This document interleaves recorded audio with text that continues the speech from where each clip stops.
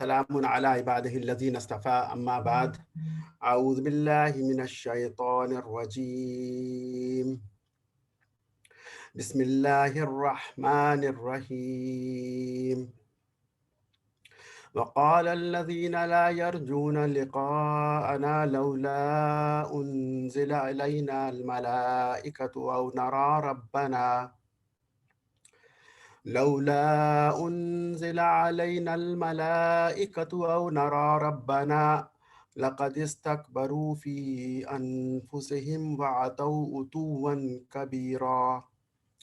اور جو لوگ ہم سے ملنے کی امید نہیں رکھتے وہ کہتے ہیں کہ ہماری جانب فرشتے کیوں نہ بھیجے گئے یا ہم اپنی آنکھ سے اپنے رب کو دیکھ لیتے۔ یہ لوگ غرور کی وجہ سے بڑے سرکش ہو رہے ہیں۔ عزیز بھائیوں دوستو، آج 16ویں تراویح ادا کی گئی، 19ویں پارے کی مکمل تلاوت ہوئی۔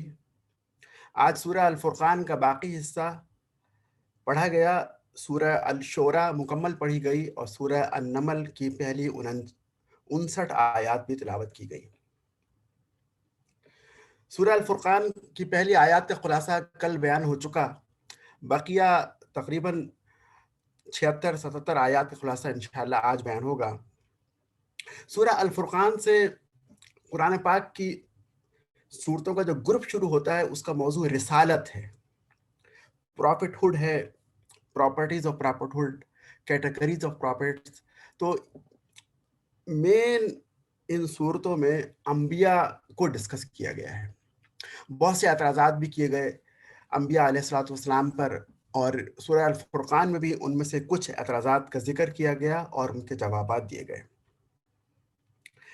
ان سوالوں ان اعتراضات اور جوابات کے درمیان میں اللہ تعالیٰ نے اپنی نشانیوں کا بھی ذکر کیا اور مسلمانوں کو ہدایات بھی دیں اور حکمت کے موتی بھی بکھیرے۔ کفار مکہ یہ اعتراض کیا کرتے تھے کہ ہم پر فرشتے کیوں نازل نہ کیے گئے، ہم اپنی آنکھ سے اپنے اللہ کو دیکھنا چاہتے، ان کے غرور کی بنا پر ہے۔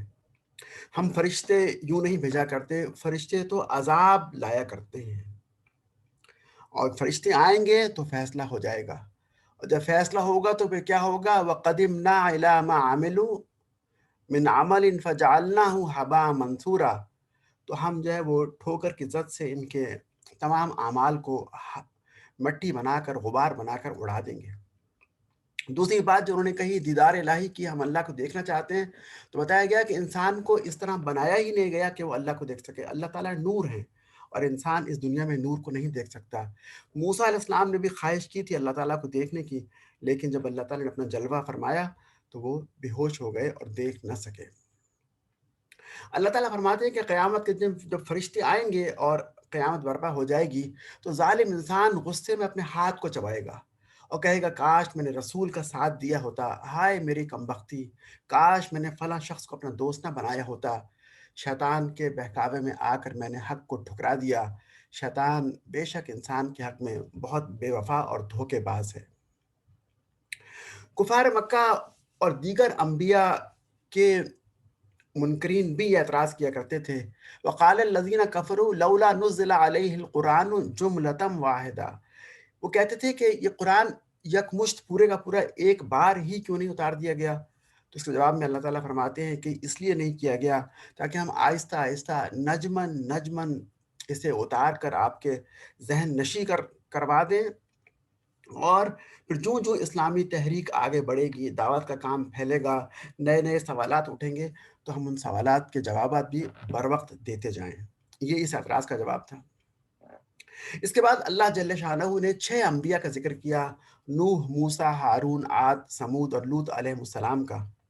کہا کہ ان تمام انبیاء کی قوموں نے بھی ہماری آیات کو جھٹلایا، اور ہم نے ان قوموں کو پچھلی گزرنے والی قوموں کی تباہ ہونے کی داستانیں سنائیں، ان کی مثالیں دے دے کر انہیں سمجھایا کہ سمجھ جاؤ تم سے پہلے فلاں اور فلاں قوم تباہ ہو چکی ہے، لیکن وہ نہ مانے، بالآخر ہم نے ان کو تباہ کر دیا۔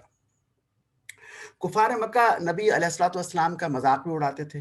وہ کہتے تھے کہ وَإِذَا رَأَوْكَ أَن يَتَّخِذُونَكَ إِلَّا هُزُوًا، یہ جب آپ کو دیکھتے ہیں تو آپ کی ہنسی اڑاتے ہیں، ٹھٹھا اڑاتے ہیں، مذاق کرتے ہیں. أَهَٰذَا الَّذِي بَعَثَ اللَّهُ رَسُولًا، کیا یہ وہ شخص ہے نعوذ باللہ جس کو خدا نے پیغمبر بنا کے بھیجا ہے؟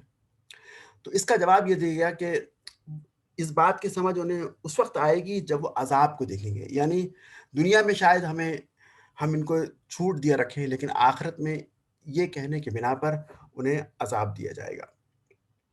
پھر فرمایا کہ کفار کی گمراہی کی بڑی وجہ یہ کہ ان کے سینوں میں چھپی خواہشات ہوتی ہیں، وہ خواہشات پہ چلنا چاہتے ہیں، اپنے خواہشات کی پیروی کرتے ہیں. آرائیں من اتخذ الہہ ہوا، کیا تم نے اس شخص کو دیکھا جس نے اپنی خواہشات کو اپنا معبود بنا لیا؟ خواہشات کو معبود بنانے سے کیا مراد؟ اللہ کے کسی واضح حکم کے مقابلے میں خواہش نفس پر عمل کرنا بھی شرک ہے. عبادت دراصل مکمل غلامی کا نام ہے. ایک شخص جتنے چاہے وظیفے پڑھے، چلے کاٹے، مگر اطاعت اگر اپنے نفس کی کرتا ہے تو وہ توحید پرست نہیں بلکہ نفس پرست ہے، اور نفس ہی اس کا معبود ہے. دیکھا جائے تو آج دنیا میں ساری قانون سازی، ممالک کے قوانین انسان کی اپنی خواہشات کے مطابق بنتے ہیں. وہ جیسا بننا چاہتے ہیں ویسے قوانین بنا لیتے ہیں. وہ چاہتے ہیں کہ اگر ہومو سیکسولیٹی لیگل ہو جائے تو اسے لیگل کر دیتے ہیں، سود کو جو ہے وہ جائز قرار دیتے ہیں، اور جو چاہتے ہیں اپنی خواہشات کے لحاظ سے اپنے قوانین بناتے رہتے ہیں، اپنی زندگی کو اسی بنیاد پہ گزارتے ہیں. پھر فرمایا کہ قرآن کی دعوت اے نبی آپ ان کو دے رہے ہیں، اور یہ کفار اسے نہ مان کر بڑی غلطی کر رہے ہیں. اور یہ غلطی آج کل ہم مسلمان بھی کر رہے ہیں کہ ہم قرآن کو پڑھتے نہیں، سمجھتے نہیں، اس کی دعوت کو آگے پہنچاتے نہیں. تو آخرت میں نبی علیہ الصلوۃ والسلام شکوہ کریں گے. سورہ فرقان اسی میں آتا ہے، وقال الرسول یا رب ان قوم اتخذوا هذا القرآن مہجورا، اور رسول اس دن شکایت کریں گے کہ اللہ اس قوم نے قرآن کو اپنی پیٹھ کے پیچھے ڈال دیا تھا، چھوڑ دیا تھا. قرآن کو چھوڑنے کا مطلب کیا ہے؟ قرآن کو چھوڑنے کا مطلب یہ کہ اس پہ انسان صحیح معنی میں سچے دل سے ایمان نہ لائے، اس کی تلاوت نہ کرے، اس میں تدبر نہ کرے، غور و فکر نہ کرے، اس پر عمل نہ کرے، اس کی تبلیغ نہ کرے، اس کو اپنا جج نہ بنائے، اپنا حکم نہ بنائے، اس سے اپنے فیصلے نہ کروائے. اب یہاں پر ٹھہر کر ایک سوچنے کا مقام ہمارے لیے یہ بھی ہے، کہیں ایسا نہ ہو کہ یہ گواہی جو اس زمانے میں کفار مکہ کے خلاف تھی آخرت میں ہمارے خلاف بھی ہو جائے، کیونکہ ہمارے بھی قرآن کے ساتھ کم و بیش ایسا ہی معاملہ ہے. اس سے اگلے رکوع میں اللہ تعالیٰ نے اپنی قدرت کی بہت سی نشانیاں بیان کی. فرمایا کہ اگر تم نشانی دیکھ کر نصیحت حاصل کرنا چاہو تو یہ پھیلتے، کم ہوتے، سمٹتے سائے کو دیکھ لو. درخت کا سایہ سورج کے نکلنے سے پھیلتا ہے اور پھر سمٹتا ہے. پھر رات جس میں تم سوتے ہو یہ بھی تمہارے لیے ایک نشانی ہے. دن جس میں چہل پہل ہوتی ہے، تم کاروبار اور جابس کرتے ہو، یہ بھی نشانی ہے. پھر بشارت دینے والے ہوائیں آتی ہیں جو کہ بادل لے کر آتی ہیں، پانی برساتی ہیں، اس میں تمہارے لیے نشانی ہے. جب پانی کی بات کی تو پھر اللہ تعالیٰ نے واٹر سائیکل کا بھی ذکر کر دیا. فرمایا کہ وَلَقَدْ صَرَّفْنَاهُ بَيْنَهُمْ لِيَذَّكَّرُوا، ہم نے پانی کو تمہارے درمیان گردش میں رکھا ہوا ہے. یہ سمندر سے ہوائیں بادل لے کر اڑتی ہیں، بارش برساتی ہیں، بارش پھر نہروں اور دریاؤں میں جاتا ہے، دریا سے سمندر میں دوبارہ آ جاتا ہے. یہ واٹر سائیکل کمپلیٹ ہوتا ہے. اس طرح بارش جو ہے پہاڑوں میں برستی ہے، بڑے بڑے جو ہے نا وہ ملینز آف ٹنز کے گلیشیئر بن جاتے ہیں پہاڑوں کے اوپر، پھر برف پگھلتی ہے تو دریا بنتے ہیں، اور دریا جو ہے وہ سیراب کرتے ہوئے سمندر میں چلے جاتے ہیں. تو یہ پورا سائیکل جو ہے نا وہ فرمایا کہ وَلَقَدْ صَرَّفْنَاهُ بَيْنَهُمْ لِيَذَّكَّرُوا، ہم نے تمہارے درمیان پانی کی گردش مقرر کی ہوئی ہے. تو اگر دیکھا جائے تو صرف پانی کی گردش ہی خالق کو پہچاننے کے لیے کافی ہے، لیکن اکثر لوگ اس کا انکار کرتے ہیں. پھر ایک اور نشانی اللہ تعالیٰ نے بیان کی، وَهُوَ الَّذِي مَرَجَ الْبَحْرَيْنِ، ہم جو ہے دو سمندروں کو آپس میں اس طرح ملاتے ہیں کہ ایک طرف میٹھا پانی ہوتا ہے اور ایک جانب کڑوا پانی ہوتا ہے، وہ آپس میں مکس نہیں ہوتے، گویا کہ ان کے درمیان ایک پردہ حائل ہے. یہ بھی اللہ تعالیٰ کی نشانی ہے اور دنیا میں کئی جگہ پایا جاتا ہے. بعض جگہوں پر کھارے پانی کے درمیان میٹھے پانی کے چشمے سمندر میں سے نکلتے ہیں جو آپس میں مکس نہیں ہوتے، اور پرانے زمانے میں سمندر میں سفر کرنے والے لوگ ایسے مقامات سے واقف تھے، وہ پینے کا پانی ان چشموں سے لیا کرتے تھے جو کہ سمندر کے کڑوے پانی کے درمیان پائے جاتے تھے. پھر اللہ تعالیٰ نے ایک اور اپنی قدرت کی نشانی ہمیں سمجھانے کے لیے بتائی. فرمایا کہ وَهُوَ الَّذِي خَلَقَ مِنَ الْمَاءِ بَشَرًا، وہی اللہ ہے جس نے پانی میں سے انسان کو پیدا کیا. فَجَعَلَهُ نَسَبًا وَسِحْرًا، اور پھر ہم نے اس کے نسب اور سسرال کے دو الگ الگ سلسلے چلائے. وَكَانَ رَبُّكَ قَدِيرًا، تیرا رب بڑی قدرت والا ہے. جب انسان کی شادی ہوتی ہے تو بیوی کی جانب سے ایک سسرال کا سلسلہ چلتا ہے اور اب خود اس کا ایک نسب کا سلسلہ ہوتا ہے. تو یہ دو سلسلے بھی آپس میں تعلقات کو قائم کرنے کے لیے اللہ تعالیٰ نے اپنی نشانی کے طور پر بیان کیے. پھر اللہ تعالیٰ آیت نمبر 52 میں نبی علیہ الصلوۃ والسلام کو ہدایت دیتے ہیں کہ فَلَا تُطِعِ الْكَافِرِينَ وَجَاهِدْهُمْ بِهِ جِهَادًا كَبِيرًا. اے نبی آپ کافروں کی بات ہرگز نہ مانیے. یعنی وہ کہتے ہیں کہ آپ اس قرآن کو رکھ دیجئے، تبدیلی کر لیجئے، تبلیغ نہ کیجئے. آپ ان کی بات نہ مانیے، آپ اپنا مشن جاری رکھیے. اور کیسے جاری رکھیے؟ قرآن کو ساتھ لے کر، اپنے ساتھ لے کر ان کو جہاد کیجئے. اب یہ آیت مکہ میں نازل ہوئی. مکہ میں تلوار سے قتال کی اجازت نہیں تھی، صرف کہا گیا کہ قرآن کے ذریعے جہاد کیجئے. 6 معنی. اس کے معنی یہ کہ دعوت بھی قرآن کے ذریعے، تربیت قرآن کے ذریعے، تزکیہ قرآن کے ذریعے، ڈرانے اور خوشخبری دینے کا عمل بھی قرآن کے ذریعے. تو معلوم یہ ہو کہ اگر کوئی معاشرہ بگڑا ہوا ہو، اس طرح کہ آج کے مسلمانوں کا معاشرہ بگڑا ہوا ہے، تو اس میں اسلحہ اٹھا کر انہیں صحیح کرنے کی کوشش نہیں کی جائے گی، بلکہ دعوت و تبلیغ کے ذریعے اور قوانین کے ذریعے ان کو ٹھیک کرنے کی کوشش کی جائے گی. اور یہ جہاد ہے، اور اسے جہاد کبیر کہا گیا ہے. سورہ الفرقان کے آخر میں اللہ تعالیٰ نے رحمان کے بندوں کی کچھ صفات بیان کی ہیں. علماء کہتے ہیں یہ صفات جو بیان کی، دراصل یہ صفات صحابہ میں پائی جاتی تھیں. یہ دراصل صحابہ کی بایوگرافیز اللہ تعالیٰ نے بیان کی ہیں. فرمایا کہ وَعِبَادُ الرَّحْمَٰنِ الَّذِي يَمْشُونَ عَلَى الْأَرْضِ هَوْنًا. رحمان کے اصلی بندے وہ ہیں جو زمین پر نرم چال چلتے ہیں، یعنی غرور کی چال اور تکبر کی چال نہیں ہوتی. وَإِذَا خَاطَبَهُمُ الْجَاهِلُونَ قَالُوا سَلَامًا. اور جب جاہل کبھی ان سے آ کر بحث کرتے ہیں تو ان سے انتہائی اچھے انداز سے الگ ہو جاتے ہیں سلام کہہ کر. وَالَّذِينَ يَبِيتُونَ لِرَبِّهِمْ سُجَّدًا وَقِيَامًا. وہ اپنے رب کے حضور سجدے کرتے ہیں، راتوں کو قیام کرتے ہیں.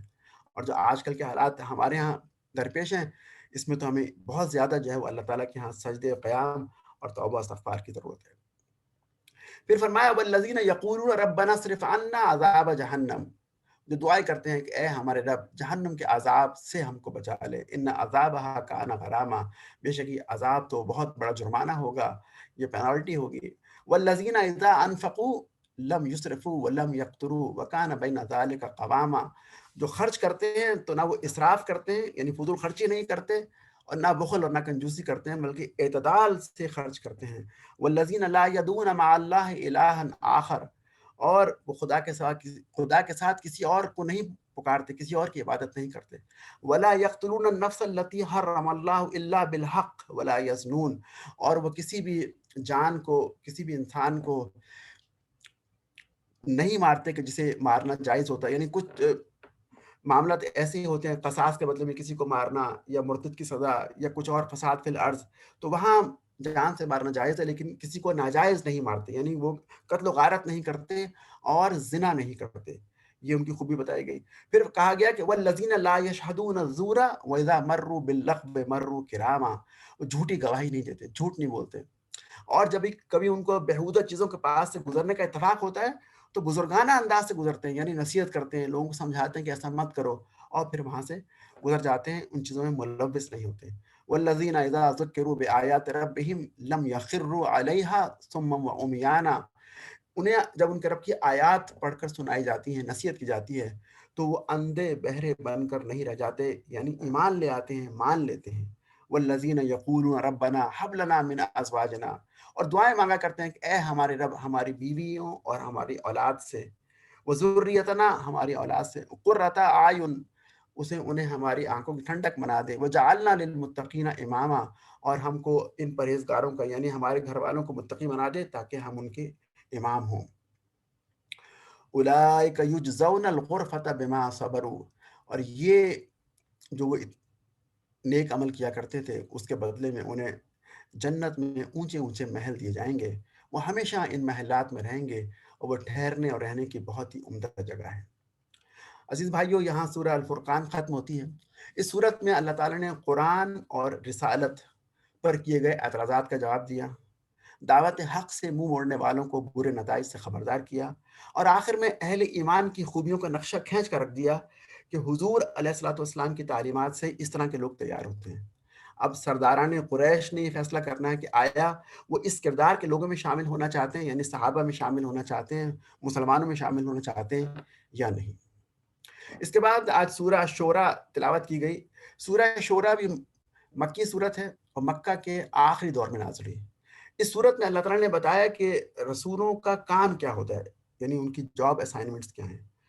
ایمانیات ثلاثہ کی تبلیغ کے ساتھ ساتھ انبیاء اپنے زمانے کے کرنٹ ایشوز کو بھی ایڈریس کیا کرتے تھے. یعنی ایک تو انہوں نے تبلیغ کا کام کرنا ہے، توحید، رسالت اور آخرت کی دعوت دینی ہے، اور دوسرا وہ معاشرے کی اصلاح کا کام بھی کرنا ہے.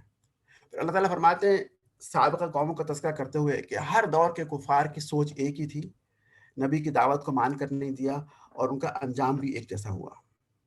اللہ تعالیٰ نے پھر آگے چل کر کائنات میں پھیلی ہوئی بہت سی نشانیوں کا ذکر بار بار کیا، اور ان کو دیکھ کر کوئی یہ نہیں کہہ سکتا کہ کائنات خود ہی وجود میں آ گئی ہے. سورت کے آغاز میں رحمت للعالمین صلی اللہ علیہ وسلم کی اس شدید تڑپ کا ذکر کیا گیا جو ہر وقت امت کے بارے میں آپ کے دل میں رہتی تھی کہ کاش یہ لوگ مسلمان ہو جائیں.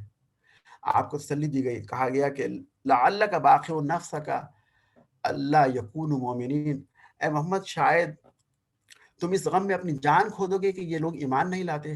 اگر ہم چاہیں تو ان پر آسمان سے نشانی اتار دیں، یعنی جس کا وہ انکار نہ کر سکیں، ان کی گردنیں جھک جائیں، لیکن یہ ہماری مشیت کے خلاف ہے، ہم کسی سے زبردستی قبول نہیں کروایا کرتے، ہم تو غیب کی بنیاد پر ایمان لانے کو ہی اصل ایمان سمجھتے ہیں.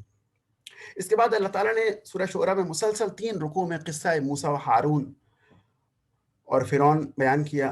بتایا گیا پورا قصہ جو ہے وہ مختصراً یہاں ذکر کیا گیا، اور جس پہلو کو یہاں نمایاں کیا گیا وہ یہ تھا کہ جادوگر آئے اور موسیٰ علیہ السلام نے جادوگروں کو شکست دے دی، اور اس کے بعد آل فرعون غرق کر دیے گئے. یعنی ان کے انجام کا یہاں ذکر کیا گیا، کیونکہ مکہ کے دور کی آخری دور کی صورت ہے اور کفار کو خبردار کرنا ہے، اس لیے صرف موسیٰ علیہ السلام کے قصے کے آخری حصے کو یہاں بیان کیا گیا. بتایا گیا کہ ایک نبی کی دعوت کو جب نہیں مانا گیا تو بہت بڑی طاقت جو کہ فرعون کی شکل میں تھی ہم نے اسے پاش پاش کر دیا. پھر موسیٰ علیہ السلام نے اس دعوت کے ساتھ ساتھ جو کرنٹ ایشو اس وقت تھا کہ بنی اسرائیل کو 300 سال سے قبطیوں نے غلام بنایا ہوا تھا، اسے بھی آپ نے ایڈریس کیا کہ انہیں ان کی رہائی کی بات کی، ان کی آزادی کی بات کی. اور پھر اللہ تعالیٰ نے موسیٰ اور فرعون کے درمیان جو مکالمہ ہو اسے تفصیل سے نقل کیا. نقل اس لیے کیا کہ اس میں بات چیت کرنے کا اسلوب معلوم ہوتا ہے. یہ پتہ چلتا ہے کہ ایک دائی کو دعوت کیسے دینی ہے، جب بات ہو، بات میں سے بات نکلے تو اس کو کیسے ٹیکل کرنا ہے، کراس کوشچننگ کیسے کرنی ہے، کوئی بات غصے والی آ جائے تو اس پہ ناراض نہیں ہونا. گویا موسیٰ علیہ السلام کے بہترین کمیونیکیشن اسکلز اللہ تعالیٰ نے یہاں بیان کیے ہیں، جو کہ ہمارے لیے ایک بہترین نمونہ ہے. 5ویں رکوع میں اللہ تعالیٰ نے ابراہیم علیہ السلام کا قصہ بیان کیا. توحید کی دعوت انہوں نے دی، اور اس زمانے میں جو برننگ ایشو تھا وہ بت پرستی تھی. ان کے والد جو ہے بت بناتے تھے اور اس کا کاروبار کیا کرتے تھے، تو انہوں نے اس برننگ ایشو کو بھی ایڈریس کیا. اور جب ان سے پوچھا گیا کہ تمہارا رب کیسا ہے تو انہوں نے اللہ تعالیٰ کا تعارف بھی بہترین الفاظ میں کروایا. فرمایا الذی خلقنی فہو یہدین، وہ اللہ تو وہ ہے جس نے مجھے پیدا کیا اور مجھے ہدایت دی. والذی هو یطعمنی ویسقین، اور میرا خدا تو وہ ہے جو مجھے کھانا کھلاتا ہے اور پانی پلاتا ہے. وَإِذَا مَرِضْتُ فَهُوَ يَشْفِينِ، جب میں بیمار ہوتا ہوں تو مجھے شفا دیتا ہے. والذی یمیتونی ثم یحیین، اور وہی مجھے مارے گا اور پھر دوبارہ زندہ کرے گا. یہ ابراہیم علیہ السلام کی زبان سے اللہ تعالیٰ کا تعارف کروایا گیا. پھر اللہ تعالیٰ نے ابراہیم علیہ السلام کی ایک دعا نقل کی ہے کہ وہ ایک دعا کیا کرتے تھے کہ اے اللہ اس دن مجھے رسوا نہ کرنا جبکہ سب لوگ زندہ کر کے اٹھائے جائیں گے. یہ دنیا کے معبود کام نہ آئیں گے، نہ مال اور اولاد فائدہ دے گی. ہاں اس دن تو وہی شخص جو ہے وہ کامیاب ہوگا، بچ کر نکل جائے گا جو اللہ کے پاس ایک پاک اور سلیم دل لے کر آیا ہوگا. تو یہ دعا جو ہے وہ ابراہیم علیہ السلام کی زبانی ہمیں بتائی گئی.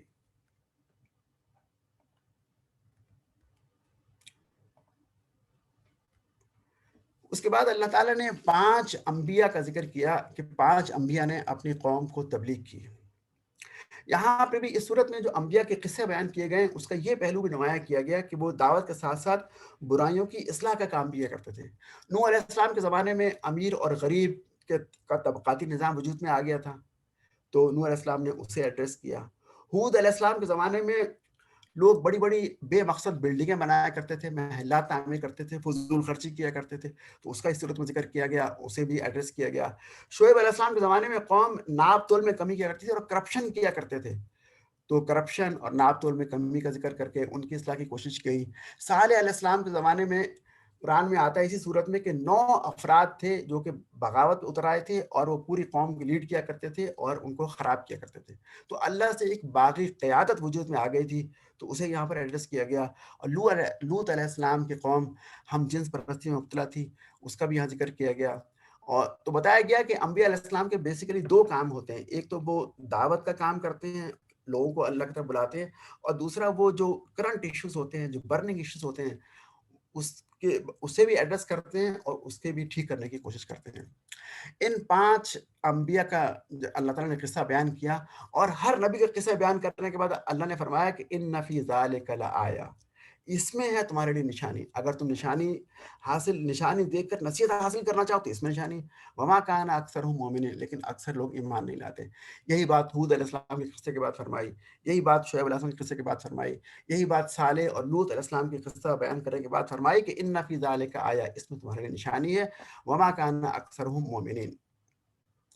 آخری رکوع میں چند اور باتیں کی گئی. ایک تو داعی اعظم نبی علیہ السلام کے دل پر قرآن جو اتارا، بتایا گیا اس لیے اتارا ہے کہ تاکہ اس کے ذریعے وہ تمہیں ڈرائیں اور تمہیں جہنم کے آگ سے بچانے کی کوشش کریں. پھر جو ہے وہ اہل مکہ کو جھنجھوڑا گیا کہ کیا تمہارے لیے نشانی کافی نہیں ہے کہ محمد صلی اللہ علیہ وسلم کو علماء بنی اسرائیل جانتے ہیں، ان کی کتابوں میں آپ کا تذکرہ موجود ہے، انہیں پتہ ہے کہ آپ سچے نبی ہیں، تو یہ بھی نشانی تمہارے لیے کافی ہے کہ اہل علم جو اہل کتاب والے ہیں وہ اس کی تصدیق کرتے ہیں. پھر فرمایا کہ یہ لوگ ہمارے عذاب کے لیے جلدی مچا رہے ہیں، جب ان پر عذاب آ جائے گا جن سے وعدہ کیا جاتا ہے تو جو بھی سامان عیش و عشرت انہیں دیا گیا ہے پھر ان کے کسی کام نہ آئے گا. اور پھر رسول اکرم صلی اللہ علیہ وسلم سے فرمایا گیا کہ وہ انذر عشیرتک الاقربین، آپ اپنے قریبی ریلیٹیوز کو ڈرائیے، انہیں تبلیغ کیجیے، اور جو مومن تمہارے پیرو ہو گئے ہیں ان سے تواضع سے پیش آئیے، ان کی عزت کیجیے. اگر تمہاری نافرمانی کریں تو کہو کہ جو کچھ تم کرتے ہو میں سے بری ذمہ ہوں. پھر کہا کہ کہہ دیجئے کہ کیا میں تمہیں بتاؤں کہ شیاطین کس پہ اترتے ہیں؟ شیاطین تو ہر جال ساز بدکار پر اترتے ہیں، اور شیطان سنی سنائی باتیں کانوں میں پھونکتے ہیں اور یہ اکثر جھوٹے ہوتے ہیں. ایک اور اعتراض اس زمانے میں کفار یہ کیا کرتے تھے کہ نبی علیہ السلام شاعر ہیں، تو جواب دیا گیا کہ شاعر ایسے نہیں ہوتے ہیں. شاعروں کے پیچھے تو بہکے ہوئے لوگ چلا کرتے ہیں. شاعر تو حسن و عشق کی شاعری کیا کرتے ہیں، وہ تو ہر وادی میں بھٹکتے ہیں، کبھی یہاں کی بات اور کبھی یہاں کی کوڑی لاتے ہیں اور کبھی دور کی کوڑی لاتے ہیں، اور اکثر ایسی باتیں کہتے ہیں جو وہ کرتے نہیں ہیں. ان کا کردار صحیح نہیں ہوتا. ہاں کچھ استثناء ہیں، اور کچھ ایسے شعراء بھی ہیں جو کہ ایمان لاتے ہیں، نیک عمل کرتے ہیں، اللہ کو کثرت سے یاد کرتے ہیں، اور جب ان پر ظلم کیا جاتا ہے تو وہ بدلہ لیتے ہیں. یعنی اپنے اشعار سے وہی کام لیتے ہیں جو کہ مجاہد تلوار سے لیا کرتے تھے، بالکل جو حسان میں ثابت کی طرح کہ وہ نبی اسلام کی جانب سے کفار کو اشعار کی شکل میں جواب دیا کرتے تھے. پھر آخر میں عذاب کی بات ریپیٹ کی، فرمایا کہ ظلم کرنے والوں کو عنقریب معلوم ہو جائے گا کہ وہ کس انجام سے دوچار ہوئے ہیں. تو سورہ الشعرا کا خلاصہ یہ ہے کہ اے نبی صلی اللہ علیہ وسلم، آپ اپنی جان کو ہلکان مت کیجیے. یہ ہٹ دھرم لوگ جو کہ آج نشانیوں کا مطالبہ کر رہے ہیں، نشانیاں آ جانے کے بعد ایمان نہیں لائیں گے. اسی مناسبت سے 7 مختلف قوموں کے قصے بیان کیے گئے کہ ان کے ساتھ بالکل یہی معاملہ ہوا، نشانیاں دکھائی گئیں لیکن وہ ایمان نہیں لائے. اور ان کے تاریخ کے بیان سے کچھ باتیں ذہن نشین کروائی گئیں. جو باتیں ذہن نشین کروائی گئیں انبیاء کی قصوں سے کہ ہر زمانے کے انبیاء کی تعلیم ایک تھی، ان تمام انبیاء کی تعلیم ایک جیسی تھی، اور ہر قوم کی ذہنیت بھی ایک جیسی رہی. اگر تمہیں نشانی دیکھنا ہے اے مکہ والو تو تباہ شدہ قوم کے آثار دیکھ لو جن کے پاس سے تم گزرتے ہو، الولا کے پاس سے اور اردن میں اور آگے جو ہے شام میں. اس قرآن کو دیکھ لو جو تمہاری زبان میں ہے، ایسی کتاب تم لکھ نہیں سکتے، یہ زندہ معجزہ ہے. محمد صلی اللہ علیہ وسلم کو دیکھ لو جو 40 سال سے تمہارے درمیان ہیں اور تمہاری زبان بولتے ہیں، ان کا کردار کیسا ہے. یہ کسی شیطان کا کلام نہیں ہو سکتا، نہ یہ کسی شاعر کا دیوان ہے. اپنے دل کو ٹٹولو گے تو شہادت مل جائے گی کہ یہ نبی بھی سچے ہیں اور ان کا پیغام بھی حق ہے. یہاں سورہ شورہ ختم ہوتی ہے. اس کے بعد آج سورہ النمل کی پہلی 59 آیات تلاوت کی گئیں. سورہ نمل بھی مکے کے درمیانی دور کی صورت ہے. اس کا نام نمل اس لیے ہے کہ نمل عربی زبان میں چیونٹی کو کہتے ہیں. یہ سورت 2 خطبوں پر مشتمل ہے. پہلے خطبے میں 3 کریکٹر پیش کیے گئے. پہلا کریکٹر فرعون سمود، قوم فرعون، قوم سمود اور قوم لوط کا ہے. یہ وہ کریکٹر ہے کہ جنہوں نے آخرت کا انکار کیا اور تباہ ہو گئے۔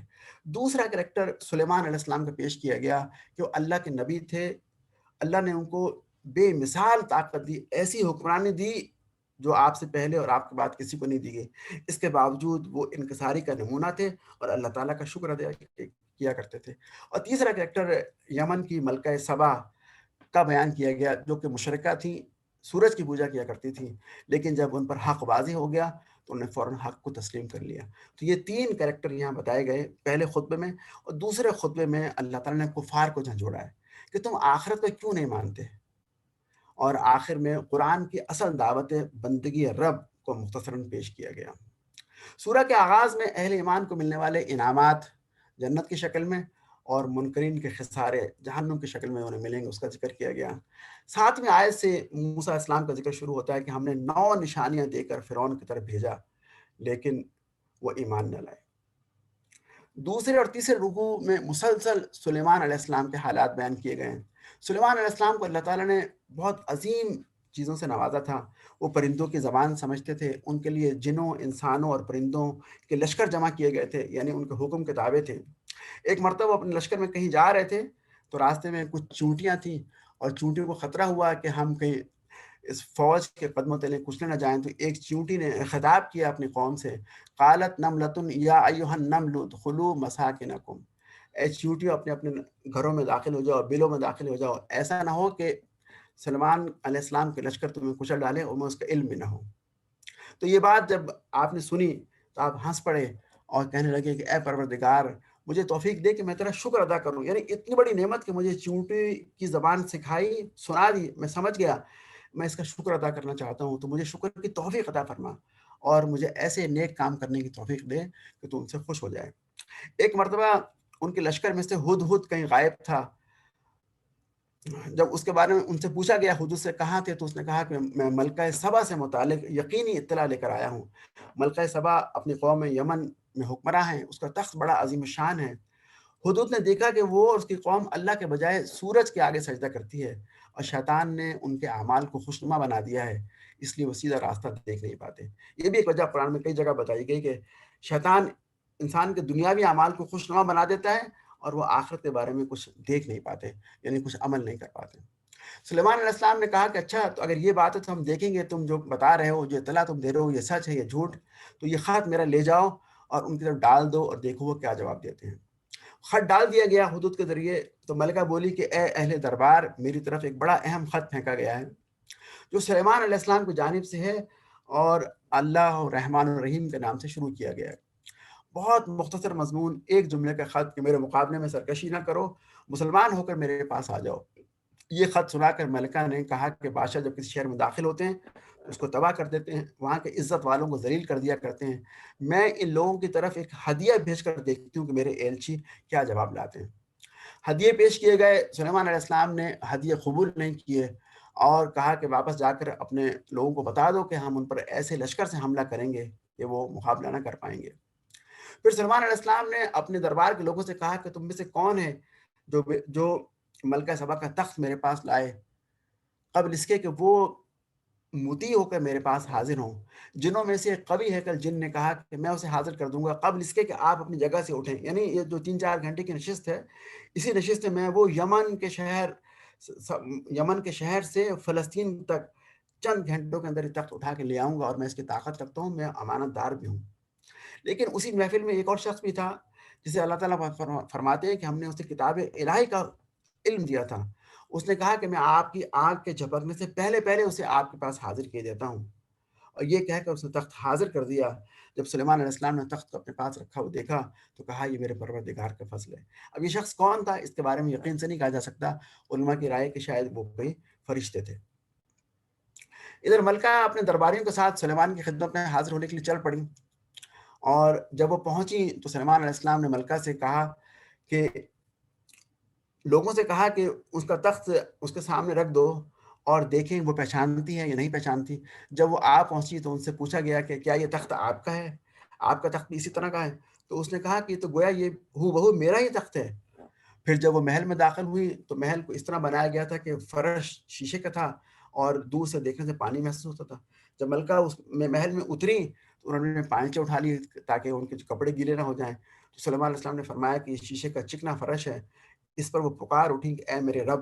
یعنی ایک تو انہوں نے اپنا تخت دیکھ لیا کہ پہنچ گیا ان کے آنے سے پہلے, اور دوسرا جو محل اس طریقے سے بنا ہوا تھا, کہا کہ اے میرے رب, میں نے اپنے نفس پر بڑا ظلم کیا, انہیں خود پر بڑا ظلم کیا, اور اب میں سلیمان کے ساتھ اللہ رب العالمین کی اطاعت قبول کرتی ہوں, یعنی اسلام لاتی ہوں.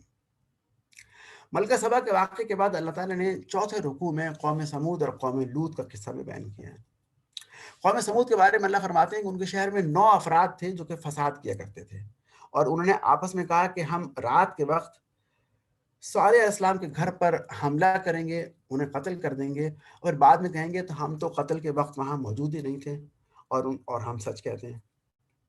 اللہ تعالیٰ فرماتے ہیں کہ وہ تو یہ کام نہ کر سکیں کہ صالح علیہ السلام کو قتل کرتے, شہید کرتے, لیکن ہم نے ان کی قوم کو ہلاک کر ڈالا, تو دیکھ لو ان کی چال کا کیسا انجام ہوا. رہی لوط کی قوم, تو انہوں نے لوط علیہ السلام سے کہا کہ تمہاری بستی سے نکل جاؤ, تم پاک باز بنتے ہو. اللہ فرماتے ہیں کہ بالآخر ہم نے لوط علیہ السلام کو بچا لیا, اور ان کے اہل خانہ کو, سوائے اس کی بیوی کے جو کہ پیچھے رہنے والوں میں سے تھی. وہ بھی لوط کو قتل کرنا چاہتے تھے, لیکن وہ خود ہلاک ہو گئے. یہ مثال دراصل چسپاں کی جا رہی ہے قریش کی اس پلاننگ پر, کہ قریش بھی یہ پلان کر رہے تھے کہ ہم تمام قریش کے قبائل مل کر یکبار کی اللہ کے رسول علیہ السلام پر حملہ کریں اور انہیں ہلاک کر دیں. مل کر حملہ کرنے کا ان کے خیال میں انہیں فائدہ یہ ہوگا کہ کوئی ان کا قبیلہ کسی کے خلاف خون کا دعویٰ نہیں کر سکے گا, اور اس طرح جو ہے وہ بدلہ نہیں لیا جا سکے گا. تو یہ مثال چشمہ کی جا رہی ہے, اور جس طرح وہاں اللہ تعالیٰ نے لوط علیہ السلام کو, صالح علیہ السلام کو بچا لیا, بالکل اسی طرح اللہ تعالیٰ مکہ سے بھی رسول اکرم صلی اللہ علیہ وسلم کو گھر کے محاصرے کے باوجود رات کے وقت بچا کر لے گئے. تو اے نبی, ان سے پوچھو اللہ بہتر ہے یا وہ معبود جنہیں یہ لوگ اس کا شریک بنا رہے ہیں. سورہ نمل کی پہلی 59 آیات مکمل ہوتی ہیں, اور یہاں آج کی منزل بھی ختم ہوتی ہے. کل انشاءاللہ سورت کے باقی حصے کا مطالعہ کریں گے.